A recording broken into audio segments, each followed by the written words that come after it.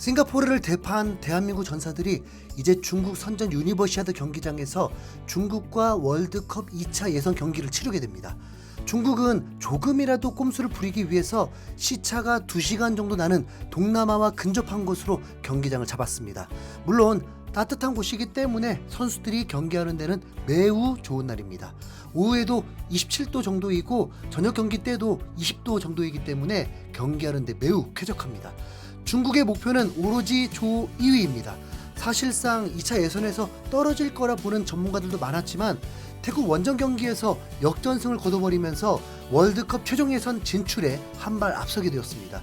사실 FIFA 랭킹으로만 보면 중국이 79위고 태국은 무려 33등 낮은 112위라서 어쩌면 중국이 이기는 게 당연해 보일 수 있지만 막상 경기 내용은 태국이 선제골도 넣었고 점유율도 63대 37로 태국이 앞섰습니다. 슈팅 개수도 17대 7로 태국이 10개 많았고 패스 개수도 439대 229로 200개 차이. 그래서 태국이 중국 원정에서 중국을 이길 수 있는 변수도 충분히 있습니다. 중국이 그런데도 태국을 이길 수 있었던 건 어쩌면 파울 때문이라고 할 수도 있습니다. 중국이 태국을 압도한 것이 딱 두 가지인데 골수와 파울 개수거든요. 경기를 주도하던 태국이 범한 파울은 5개인데 FIFA 랭킹이 더 높은 상대적 강팀인 중국은 그 3배가 넘는 17개의 파울을 저지른 겁니다. 보통은 그 반대의 기록이 나와야 정상인데 놀랍게도 중국은 FIFA 랭킹이 태국보다 높은데 여전히 거친 반칙으로 일관했습니다. 태국 홈이었지만 심판의 판정이 시원치 않아서 중국은 17개의 파울을 저지르고도 경고는 총 3장밖에 받지 않았고요.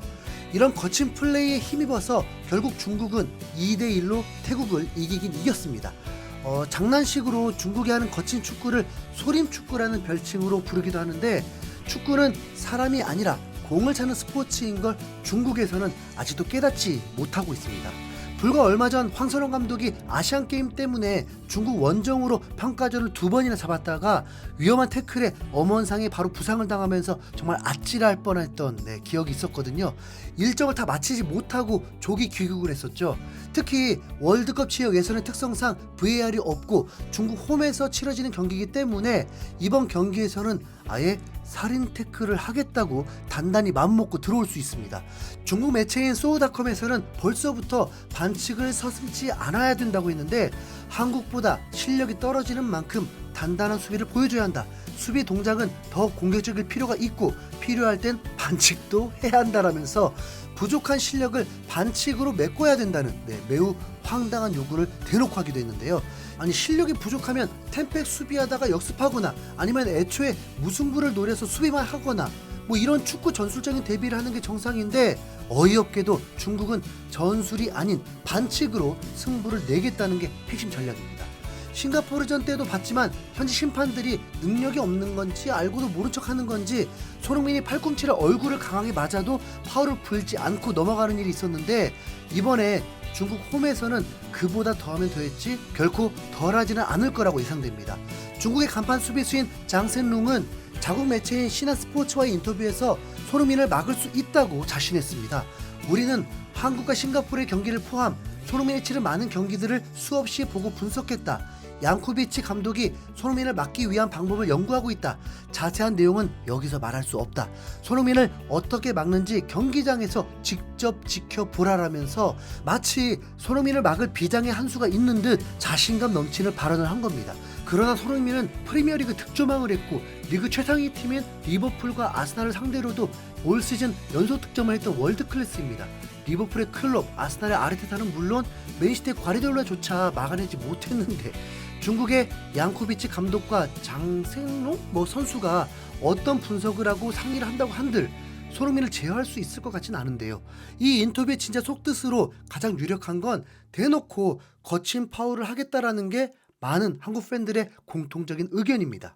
장생룽은 손흥민에 대해 분석하면서 손흥민은 양발이 다 능한 높은 수준의 선수이다.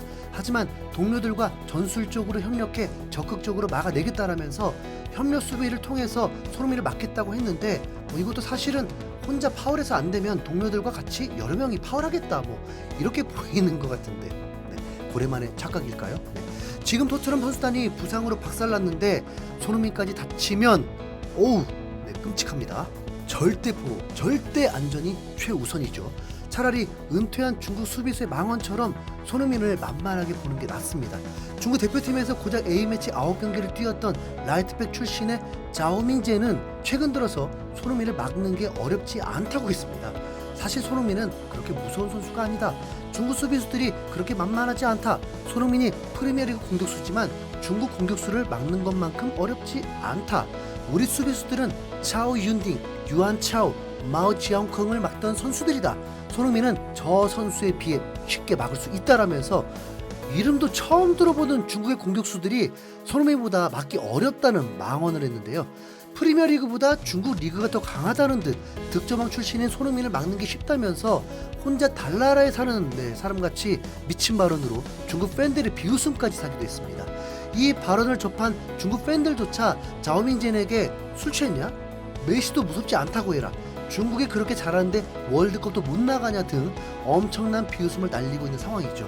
하지만 거칠게 파울을 하겠다는 위협보다 이렇게 황당한 소리를 하는 게 차라리 낫습니다. 그만큼 손흥민, 이강인, 황희찬, 김민재와 같은 해외 리그에서도 주목받는 선수들의 건강이 몇백 배는 더 중요하기 때문입니다. 오죽했으면 이미 한국 대표팀 선수들은 중국의 거친 플레이를 미리 다 예상하는 듯 충분하게 대비가 된 모습이었습니다. 지난 싱가포르전에서 1득점 1도움을 올린 미트윌란의 공격수 조규성은 인터뷰를 통해서 원정 자체가 쉽지 않다는 걸 알고 있다.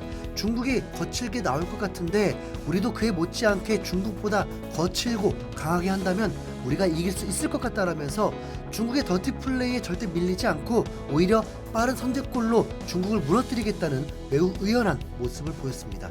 셀틱에서 활약 중인 공격수 오영규 역시 스코틀랜드가 더 거칠다고 생각이 든다. 거친 것에 대해서는 항상 대비가 되어 있고 어떤 부분에 있어서도 더 강하게 준비되어 있기에 유연하게 잘 대처할 것 같다라면서 중국의 소림 축구가 가소롭다는 태도로 이미 만반의 준비가 되어 있다고 말했죠. 위넨의 최후의 보루가 되어버린 김민재도 중국 소림 축구에 대항하는 태권 축구로 물러서지 않겠다는 각오를 보였습니다.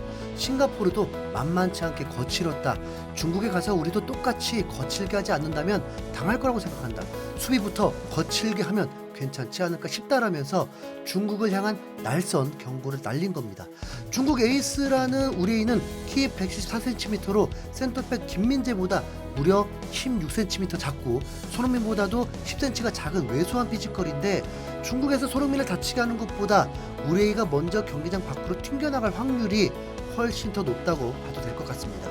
김민재가 몸싸움 제대로 한번 걸면 유럽 선수들도 나뒹구는 모습을 봤는데 우레이랑 부딪히면 장외 홈런도 칠 수 있죠.